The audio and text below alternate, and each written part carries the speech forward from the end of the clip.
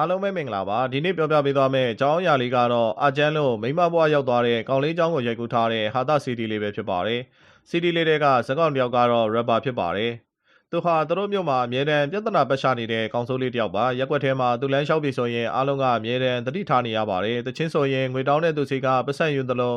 ပန်းတွေကိုလည်းတက်နေပြတယ်ခွေးကိုလည်းအလွန်မပေးသလိုအမြဲတမ်းစနောက်တယ် Trevor အကြောင်းရိပ်ကိုနင်းတာနဲ့ចောင်းသားတွေကိုចောင်းအောင်ကြီးကအချက်ပြတယ်ကျောင်းသားတွေကသူတို့ရဲ့ပစ္စည်းတွေကိုသိမ်းပြီးထွက်ပါနဲ့ဝေးရမှာထားတယ်။တရက်မှာတော့ကောင်လေးတယောက်ကိုဝင်တိုက်ပြီးဖျက်လိုက်တယ်။သူ့ကိုကြောက်လို့အိမ်စာလုပ်ပေးတဲ့သူတွေအဆိုင်မဲ့လုပ်ပေးတဲ့သူတွေကလည်းရှိပါတယ်။ကာရချိန်မှာတငယ်ချင်းတွေကိုဘောလုံးနဲ့ပေါက်ရင်ချိန်ဖြုံနေ။ကျောင်းသားမိဘတွေကတယောက်ကထရက်ပါကိုကြောင်းပြောင်းဖို့ကြောင်းထုတ်ဖို့လာပြောတယ်။သူ့ဖေကတမျိုးလုံးနဲ့သူတို့ကျောင်းကိုထောက်ပံ့ပေးနေသူတွေကြောင်းထုတ်လို့များနိုင်ကြောင်းကျောင်းအကြီးကပြန်ဖြေတယ်။ကျောင်းတက်ပြီးသူများတွေစာသင်နေတဲ့အချိန်မှာထရက်ပါကအခန်းထဲဝင်လာတယ်။တရက်မှာတော့ထူးခြားတဲ့အသွင်ပြင်းနဲ့ကျောင်းသားတယောက်ကအခန်းထဲဝင်လာတယ်။ထရဘာကအပင်ကိုကြည့်ပြီးရန်ကိုစနောက်ချင်လာတယ်သူ့ရဲ့မိသားစုနာမည်ကဘာဂါဆိုတာကိုသိလိုက်ရတဲ့အချိန်မှာတော့မစာဘဲမနေနိုင်ဖြစ်သွားတယ်။ကျောင်းသားကျောင်းသူချုပ်ကတော့ထရဘာနဲ့ဝေးဝေးနေဖို့တတိပေးတယ်။နေ့လည်စာစားတဲ့အချိန်မှာထရဘာက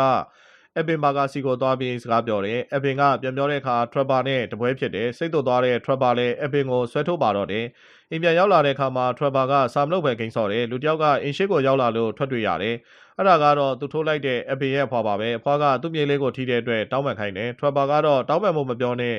မချေမကန်တော့ပြန်ပြောလိုက်ပါသေးတယ်အဖွာကနောက်ဆုံးခွင့်ရပေးပေမဲ့ထရဘာကမြူပါဘူးဒါနဲ့ပဲဂါထာမန်နီယာတချို့ကိုရွတ်ဆိုပြီးတဲ့နောက်ထရဘာကိုကျင်းစာတိုက်လိုက်တယ်ကျင်းစာတိုက်လိုက်တဲ့အချိန်မြို့ထဲမှာရှိတဲ့လူတွေစီလင်းချင်းလေးရောက်သွားတယ်အဲ့ဒီလေချင်းလေးကသူတို့လွတ်လပ်တော့မယ်ဆိုတဲ့ရေးရောင်ပုံစံဖြစ်နေတယ်။ဘာဖြစ်သွားမဲနားမလည်ပေးမဲ့အားလုံးကဝမ်းသာနေကြတယ်။ညစာစားတဲ့အချိန်မှာဖေဖြစ်သူကထရက်ပါကိုကြီးစုစကားပြောပါတယ်။သူတို့မိသားစုကပုံမှန်မဟုတ်ပါဘူး။ညစာစားပြီးတော့ပြောင်းဖို့ပေါက်စားရင် YouTube ကြည့်တယ်။ဟီဟာနဲ့ကြဲကြဲလောင်လောင်ရည်ပြီးတဲ့နောက်မောလာတော့အိယာဝင်တယ်။နောက်နေ့မနေ့မှာတော့သူ့ကိုယ်သူမှန်တဲ့ကြည့်လိုက်တဲ့အခါမိန်းကလေးတယောက်ပုံစံဖြစ်ပြောင်းနေတယ်။လူတကာကိုမိုက်မိုက်ရန်ရန်ဆက်ဆံလို့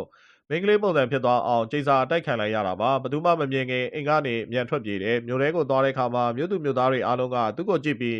စူပူမှန်မဲနေကြတယ်ရင်တော့ကထရဘာကိုဆက်ဆက်တဲ့ပုံနဲ့အခုလက်ရှိမိန်းကလေးဖြစ်သွားတဲ့ထရဘာကိုဆက်ဆက်တဲ့ပုံကတခြားစီဖြစ်နေတယ်ကျောင်းကိုသွားပြီးတော့အားလုံးရဲ့ရှေ့မှာသူကထရဘာဖြစ်ကြောင်းပြောပေမဲ့ဘယ်သူမှမယုံပါဘူးအပင်ကပေါ်လာပြီးတဲ့နောက်ထရဘာလိုပုံစံမျိုးမလုပ်ဖို့အားလုံးကိုတိုက်တွန်းပြီးထရဘာကိုကူညီပေးတယ်ထရဘာကမိန်းကလေးဖြစ်သွားတဲ့အကြောင်းရင်းကိုပြောပြပြီးပြန်ပြောင်းခိုင်းတယ်။ဖွာဖြစ်သူဟာပြောင်းလဲသွားတာကအကြောင်းရင်းရှိတာဖြစ်ပြီးလူတွေကိုကျင်ကျင်နာနာမဆက်ဆံဘူးဆိုရင်ကျိန်စာကပြင်မာမှုကြောင့်ပြောတယ်။ကောင်းကောင်းမွန်မွန်နေပြီးတဲ့နောက်တရက်မှာထရဘာကမူရင်းပုံစံပြန်ပြောင်းသွားတယ်